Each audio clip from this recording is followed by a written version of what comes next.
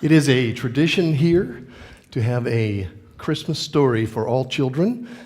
And as Mel Torme said, from those of you that are from 1 to 92, please gather with me over here and we will begin our story. I need some first responders. Good, good, good. Here comes the crowd.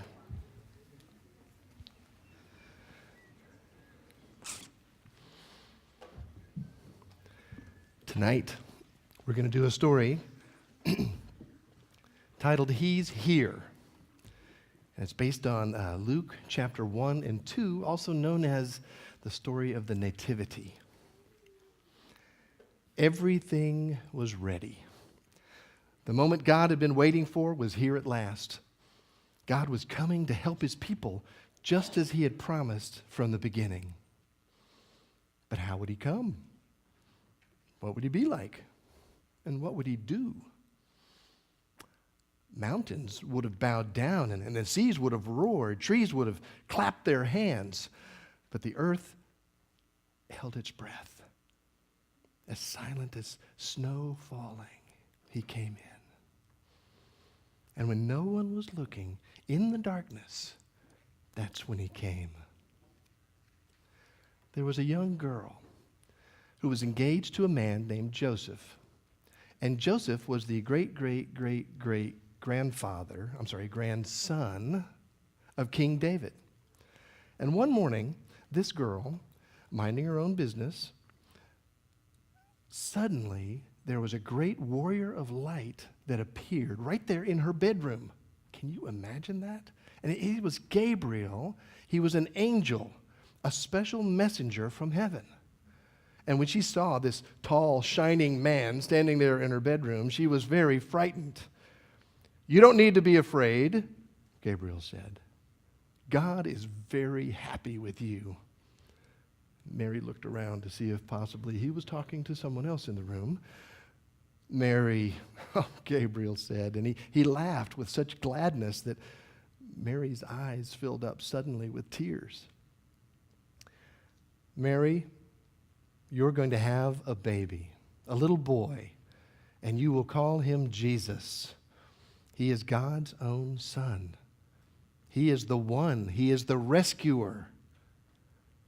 The God who had flung the planets into space and kept them whirling around and around. The God who made the universe with just a word.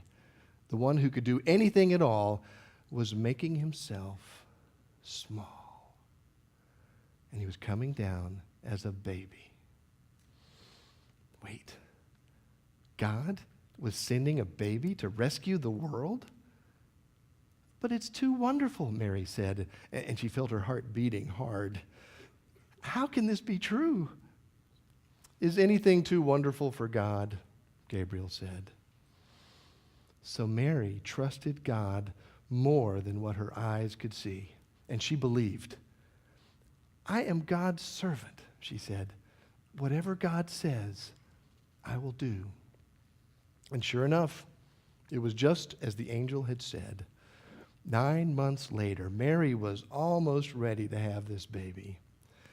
And now Mary and Joseph had to take a little trip to Bethlehem, the town where King David, you remember him, great-granddaddy, where King David was from.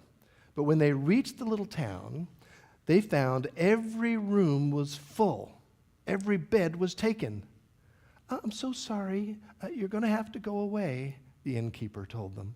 "There just isn't any place for you." So where would they stay? Well, soon, Mary's baby would come, and they couldn't find anywhere except an old, tumbled-down stable.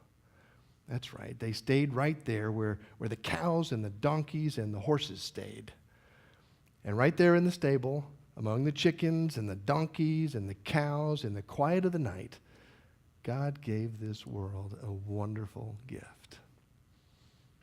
The baby that would change the world was born, God's baby son. Mary and Joseph wrapped him up to keep him warm. They made a soft bed out of straw, and they used the animal's feeding trough as a cradle. And then they gazed in wonder at God's great gift, wrapped up in swaddling clothes and lying in a manger. Mary and Joseph named him Jesus, Emmanuel, which means God came to live with us. Because, of course, he had. Thank you for paying such close attention. You can go back to your seats now.